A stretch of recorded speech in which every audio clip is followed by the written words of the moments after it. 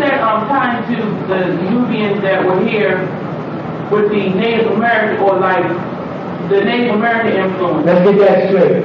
Okay, let's draw this box as America. And let's draw this as South America, straight on down to Tripoli, and then out of the Caribbean. Correct? Let's call this Africa. Okay? And Madagascar. You with me? Okay. Let's call this Israel, call that Saudi Arabia. And let's go straight over to this, two rivers, Persian Gulf. Then it goes down like this, clear Caucasus Mountains. You got that? Mm-hmm. Right. So we move from the tip of California over this way, we have what's referred to as the Pacific Ocean. Right?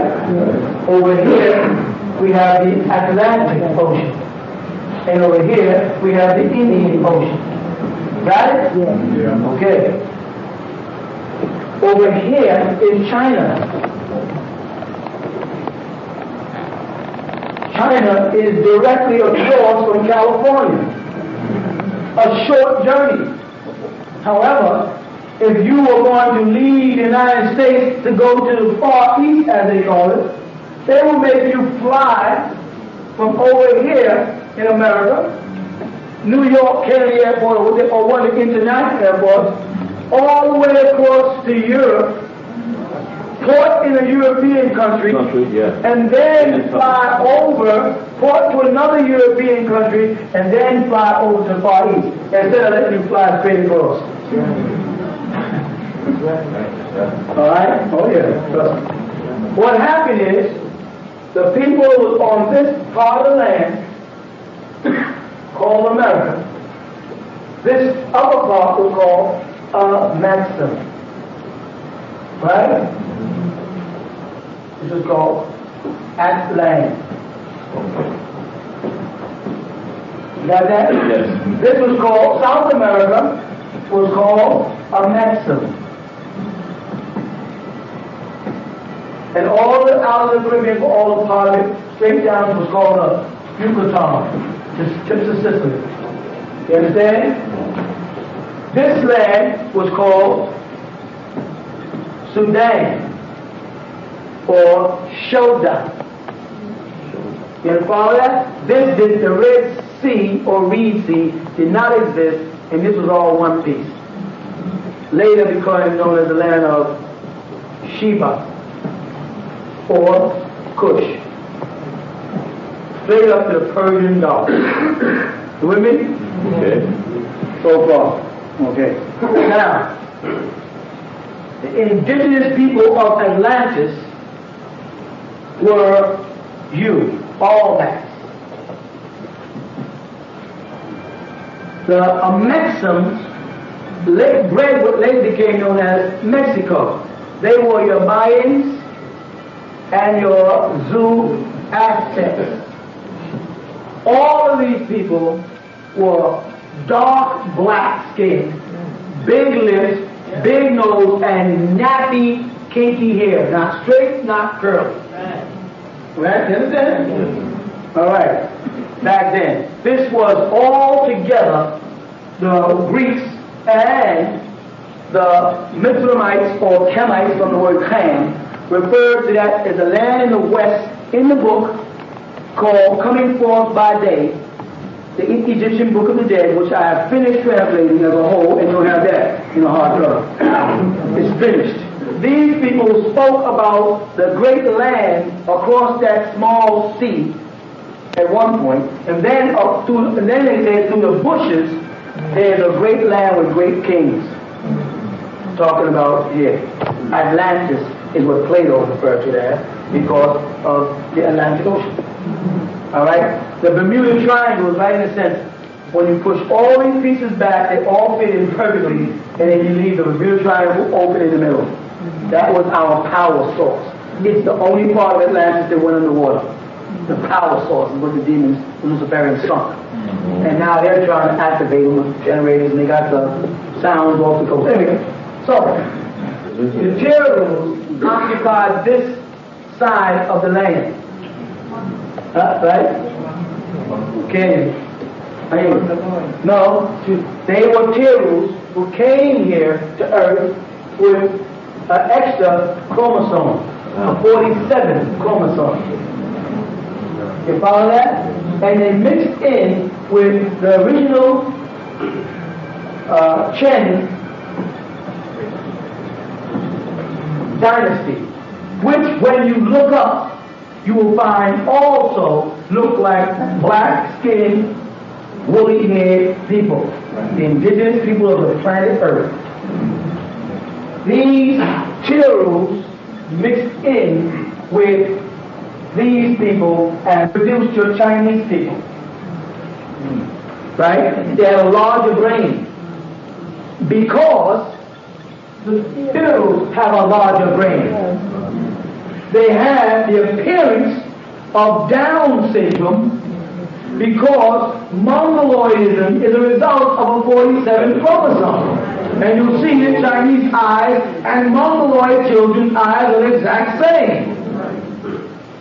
Don't ask me about the curse of Edom. That comes with the Japanese and the Koreans, in case you're wondering. Because I know you're thinking, what about the curse of Edom? It's a different story. You're back further. You told me a little bit before the Bible with you. You with me? Okay. Eventually, the power of the Mongolians caused the Cherus in China to go beneath the ground. In China, they have underground tunnels that are fantastic.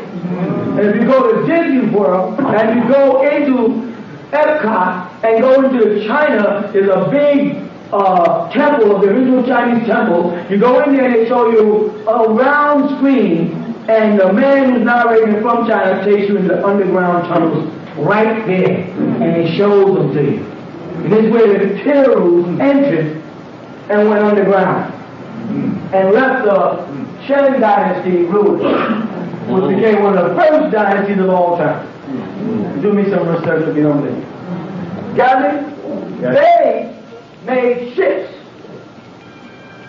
and they sailed eastward, following the tide flows, and came into California and brought in with them their jades, topaz, and their dragons that the dragon beast from their own star constellation, which was with the Andromedas people. You understand? Same beings. They came in and brought that to the shores of California. That's why you notice that the Native Americans have what they call the magic sand medicine they make. They take fine sand of different color and they draw these little magic talismans. And the same thing the Chinese do.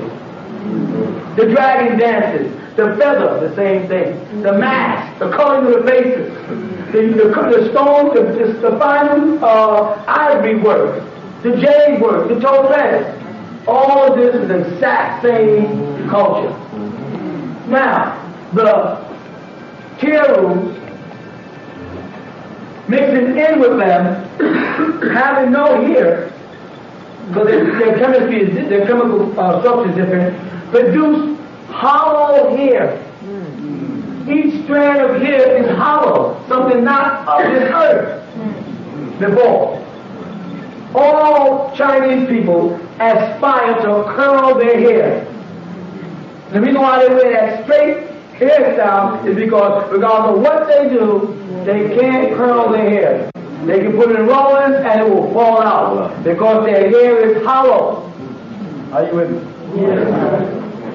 When these people sailed over to this country, California, they encountered the indigenous people of this land. By the time they came here now, they were no longer black or dark-skinned Moors by nationality with woolly hair, but they were a yellowish cream color with salt.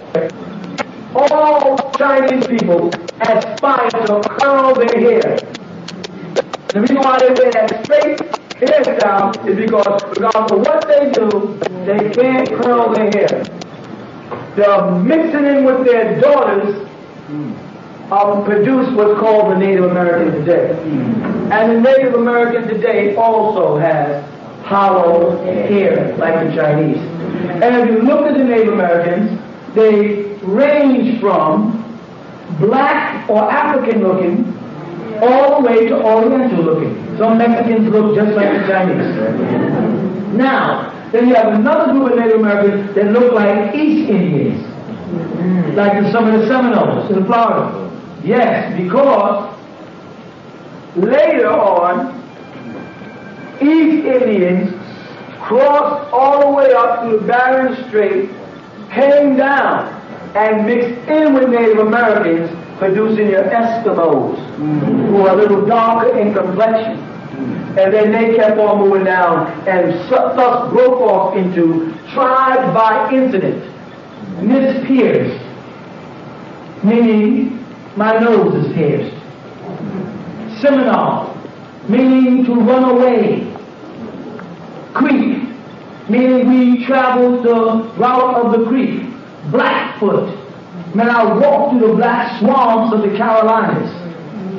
They became named by incident, if they all were of the same family. Now they had various shades, various features, and some of their hairs were less than hollow, some were flat, some were curled, and thus you have what's called your Native American. They are not the original people of this land. They met the people when they got here who were you, Moors, all that. The original people here.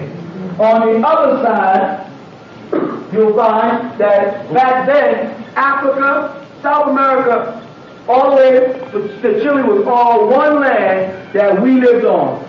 And the people over there in Europe refer to it as Atlantis, that great place. Egypt was inclusive in it. You understand that? The Greeks today will tell you, we got all our knowledge from Africa. If they don't tell you that, then ask them, why was the greatest library in the world in Iskandariya, the Arabic word for Alexandria, and not in Athens? Why did you have your greatest library in Egypt up near the Mediterranean Sea and not in your own country? Because all the knowledge that the Greeks and their philosophers got, they got it from Moors who educated them, who were called Hamites. Kemite is nothing but a derivative of Ham, which takes it back to Mitzrayim, which takes it back to Noah, which takes it back to the Tigris-Euphrates area, Mesopotamia, Chaldea, Iraq, which now they call Iraq, which was ancient Babylon. The Aryans, on the other hand, the word Aryan has nothing whatsoever to do with Caucasians. The word Aryan is the word Iran. And this goes back to ancient Hindus, the original black man, the Asiatic black man, because he was outside of our land.